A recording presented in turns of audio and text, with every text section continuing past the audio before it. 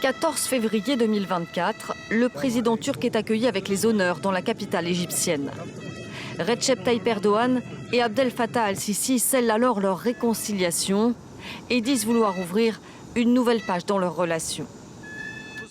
Nous avons une histoire et une culture mutuelle étroitement liées avec l'Égypte qui dépassent 1000 ans. Grâce à la force que nous recevons de cet héritage enraciné, nous nous efforçons d'élever les relations entre la Turquie et l'Égypte au niveau qu'elles méritent. Des relations que le président turc avait brutalement rompues en 2013 après l'arrivée au pouvoir d'Abdel Fattah al-Sisi. Alors chef de l'armée, il avait renversé l'islamiste Mohamed Morsi, grand allié de Recep Tayyip Erdogan. D'autres dossiers ont aussi opposé les deux pays. L'Égypte et la Turquie soutiennent deux gouvernements rivaux en Libye et ne se sont que récemment réconciliés sur le dossier soudanais. Les ententes commerciales, en revanche, sont toujours restées au beau fixe.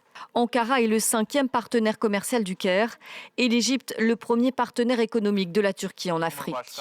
Depuis 2 ans, les relations entre les deux hommes se sont réchauffées à la faveur de l'offensive de charme diplomatique lancée par Ankara pour apaiser les tensions avec ses rivaux régionaux.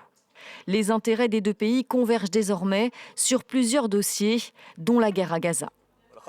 Nous sommes tombés d'accord avec le président Erdogan lors de nos entretiens sur la nécessité d'un cessez-le-feu immédiat à Gaza et sur la nécessité de parvenir à la stabilité en Cisjordanie afin de pouvoir poursuivre le processus de paix le plus rapidement possible, en parvenant à la déclaration de l'État palestinien souverain avec les frontières de 1967.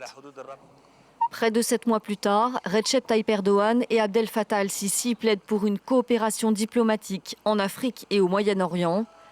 Les deux dirigeants ont aussi prévu de signer une vingtaine d'accords pour renforcer leurs liens commerciaux et coopérer dans les domaines de l'énergie, de la défense, du tourisme, de la santé, de la culture et de l'éducation.